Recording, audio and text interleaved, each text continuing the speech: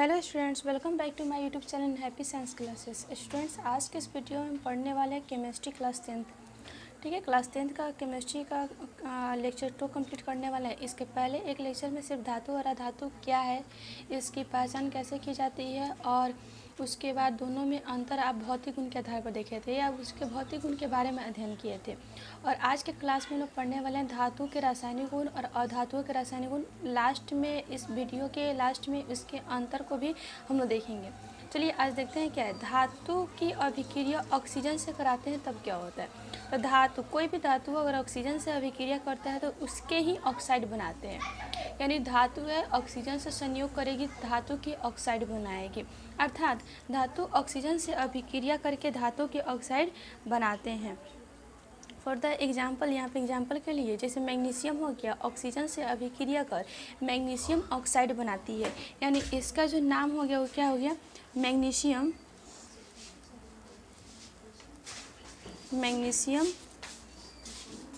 Oxide. ठीक है, यानी मैग्नीशियम ऑक्साइड बनाती है। उसी प्रकार अगर हम सोडियम की बात करें कि तो सोडियम ऑक्सीजन से अभिक्रिया करके सोडियम क्या बनाएगी, ऑक्साइड बनाएगी, सोडियम ऑक्साइड बनाती है।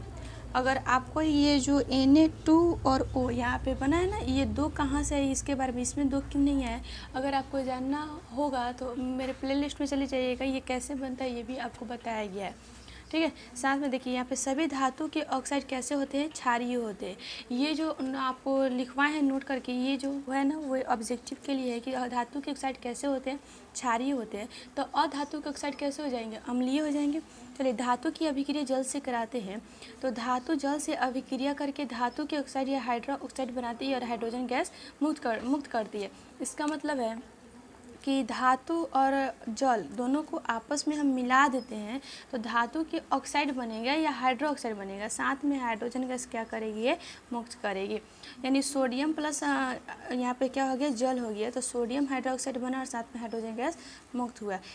फिर वैसे कैल्शियम लेते हैं और इसकी अभिक्रिया किससे करा देते हैं, हम जल से करा देते हैं।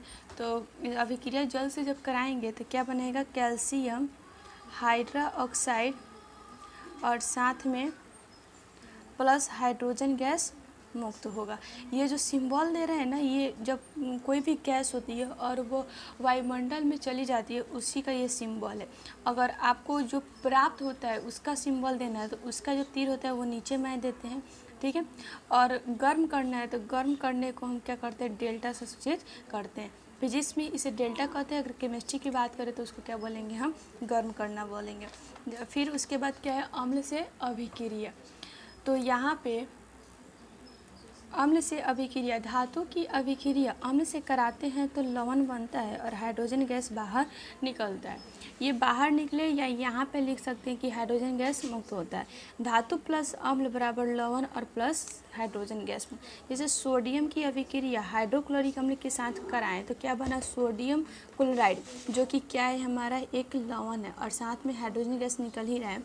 यहाँ पे एक और, जैसे मान लीजिए कि हम पोटेशियम ले लिए, धातु हो गया, और एक अम्ल ले लिए H2SO4, तो हमारा क्या बनेगा, K2SO4 और प्लस में साथ में आ जाएगा हमारा हाइड्रोजन गैस। ठीक है, आपको संस्कृत करना है तो यहाँ पे SO4 इक्वल है और हाइड्रोजन भी इक्वल है। आपका एक्स्ट्रा क्या आ रहा है, पोटेशियम आ रहा है, तो पोटेशियम की जो पोटेशियम यहाँ पे क्या है, 2 है, तो इधर 2 से क्या करेंगे, गुना कर देंगे। धातु के लवण के साथ अभिक्रिया, धातुओं के लवण से अभिक्रिया कर धातु के लवण से धातु को क्या करती है, विस्थापित कर देती है। यानी कोई भी धातु है उसको धातु के लवण में यदि हम डालते हैं, जैसे कॉपर सल्फेट का क्या हो गया, विलयन हो गया, और कॉपर सल्फेट क्या है, लवण, धातु का ही लवण है। अगर उसकी अभिक्रिया कराते हैं तो इस धातु के लवण से उस क्या होता है, धातु को ही बाहर निकाल के विस्थापित कर देती है।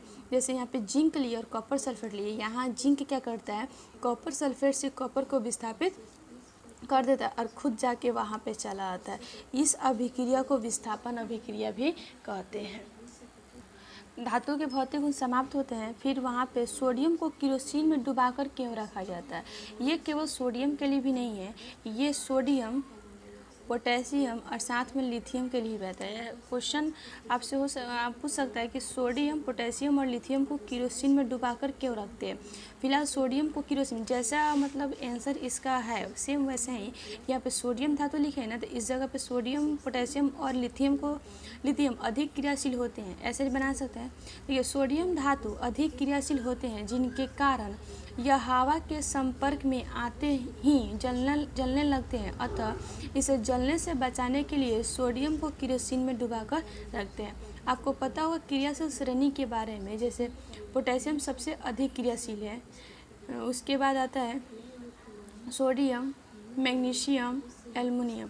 ठीक है, ऐसे क्रियाशील श्रेणी आती है जिसमें सबसे अधिक क्रियाशील धातु कौन सा होता है, हमारा पोटेशियम होता है, और उसके बाद क्या आता है, सोडियम आता है। सोडियम का तो मैग्नीशियम भी आता है, लेकिन क्वेश्चन सिर्फ सोडियम, पोटेशियम और लिथियम के लिए ही आता है। ठीक है, तो सबसे अधिक क्रियाशील सोडियम, पोटेशियम और लिथियम होता है, जिसमें जिसका क्वेश्चन सिर्फ सोडियम के बारे में, तो सोडियम अधिक क्रियाशील होता है। अब जैसे ही इसको हम क्या करते हैं, हवा में खुला छोड़ देते हैं, तो हवा में जो ऑक्सीजन होता है उससे अभिक्रिया करके क्या करता है, जलना शुरू करता है। अब जलने से बचाने के लिए इसे केरोसिन में डुबा कर रखते हैं। अधातुओं के रासायनिक गुण, अब अधातुओं के रासायनिक गुण क्या करते हैं, तो ऑक्सीजन से अभिक्रिया, जैसे उसमें पढ़े थे कि धातु ऑक्सीजन से अभिक्रिया करके धातु की ऑक्साइड बनाते हैं, सेम धातु ऑक्सीजन से अभिक्रिया करके अधातु ऑक्सीजन से अभिक्रिया करके अधातु की ऑक्साइड बनाते हैं। जैसे कार्बन है, ऑक्सीजन से अभिक्रिया करेगा तो कार्बन डाइऑक्साइड बनाएगा। क्लोरीन के साथ अभिक्रिया, अधातु क्लोरीन से अभिक्रिया करके क्लोराइड बनाती है। मतलब जितने भी अधातु होंगे और क्लोरीन से उसकी अभिक्रिया कराएंगे तो वो उसी का क्लोराइड बनाएगी। जैसे यहाँ पे फास्फोरस है, क्लोरीन से अभिक्रिया करके फास्फोरस ट्राई क्लोराइड बनाती है, फिर यहाँ पे पेंटा क्लोराइड भी बनाती है। देखिए जल के साथ अभिक्रिया, ये रिएक्शन बहुत बड़ा है।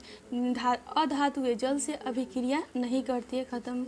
यहाँ से जल से अम्ल से अभिक्रिया, अधातु अम्ल से भी अभिक्रिया नहीं करती है।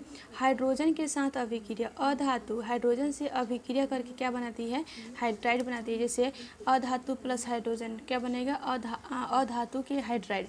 जैसे मान लीजिए कि हमारा अधातु एक लेते हैं, जैसे हम सल्फ़र ले लिए और इसकी अभिक्रिया किससे करा दी, हाइड्रोजन से, तो क्या बनाएगा, चलिए यहाँ पे H2S, यानी ये क्या बनाया, हाइड्रोजन का यहाँ अधातु के हाइड्राइड बना लिए। देखिए रासायनिक गुण के आधार पर हम इसका अंतर कैसे लिखेंगे, रासायनिक गुण के आधार पर हम इसके अंतर को सबसे पहले क्या करते हैं, हम दो भाग में बांट देते हैं। इधर अधातु लिखेंगे, इधर धातु पहले लिखते हैं और इधर क्या लिखेंगे, अधातु। ठीक है, अधातु। अब देखेंगे कि धातु के बारे में हम ऑक्सीजन से अभिक्रिया पढ़े थे, तो लिखे थे कि अधातु जो होती है ऑक्सीजन से अभिक्रिया करके धातु के ऑक्साइड बनाती है। जो धातु होता है ऑक्सीजन से अभिक्रिया करेगा तो धातु के ऑक्साइड बनेगा। तो सोडियम प्लस ऑक्सीजन तो क्या बनेगा, सोडियम ऑक्साइड हो गया। और यहाँ पे कार्बन प्लस ऑक्सीजन तो बनेगा कार्बन डाइऑक्साइड। यानी अगर रासायनिक गुण लिखना है धातु के, तो लिखेंगे धातुएं ऑक्सीजन से अभिक्रिया करके धातु की ऑक्साइड बनाती है, जबकि अधातु ऑक्सीजन से अभिक्रिया करके अधातु के ऑक्साइड बनाती है। ये जल से अभिक्रिया करेगा, जल से अभिक्रिया करके क्या बनाती है, हाइड्रो ऑक्साइड या ऑक्साइड बनाती है और साथ में हाइड्रोजन गैस मुक्त करती है, जबकि ये जल से अभिक्रिया नहीं करती है। अब यहाँ पे क्या करेंगे, ये अम्ल से अभिक्रिया करके लवण बनाती है, ठीक है, और हाइड्रोजन गैस लवण बनाती है और हाइड्रोजन गैस मुक्त करती है, और ये अम्ल से अभिक्रिया नहीं करती है।